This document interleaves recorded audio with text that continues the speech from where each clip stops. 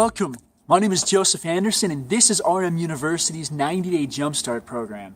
Today is day 88, and today I want to talk to you about reinforcement. So there's different types of reinforcement. And I guess a great example of reinforcement, negative reinforcement, was if your parents, when you were a child, if you did something wrong, that they would ground you, or that they would take something away. That's an example of a negative reinforcement. And a positive reinforcement, let's say, for example, you went out and you did the dishes and they said, hey, let's go to a movie.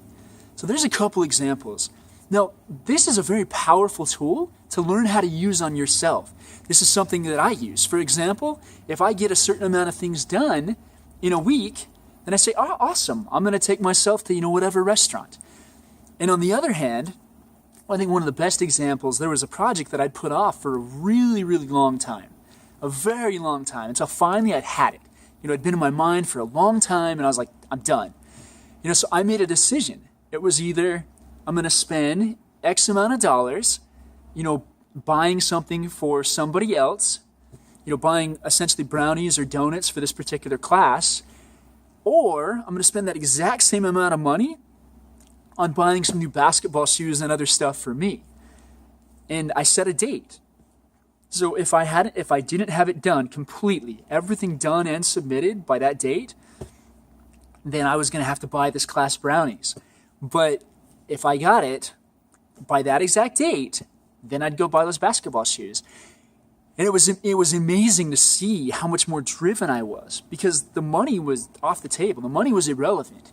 It was saying whether, the only question was, do I want to buy something for somebody else? And don't get me wrong, I enjoy serving other people, and I enjoy helping out and buying stuff for people, but I also enjoy buying things for myself. So it was just a question of, do I want to buy brownies for them or basketball shoes for me? It provided a serious motivation, and I put a pretty strict deadline on it. It wasn't, it wasn't like I gave myself tons and tons of time to do this. And the amazing thing that happened, I finished that project that had been on my mind for a long time. We're talking years. So what is something that you have had on your mind for a long time that you really finally just need to get done? Write it down. And what's one simple positive reinforcement that you could use? Say, hey, I'm going to take myself to this restaurant. I'm going to buy myself something, whatever it is. And then on the flip side, if you don't finish it, there's the negative one.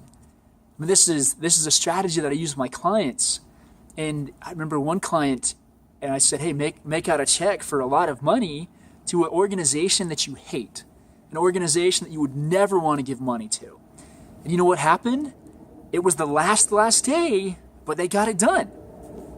They ended up getting it done because it was much better that they were able to they wanted something more for them. And they definitely didn't want to give money to this organization, which is a particularly bad organization. So there's so many different ways that you can use this on yourself, but just quite simply today, just write down that one simple thing that you've got to get done.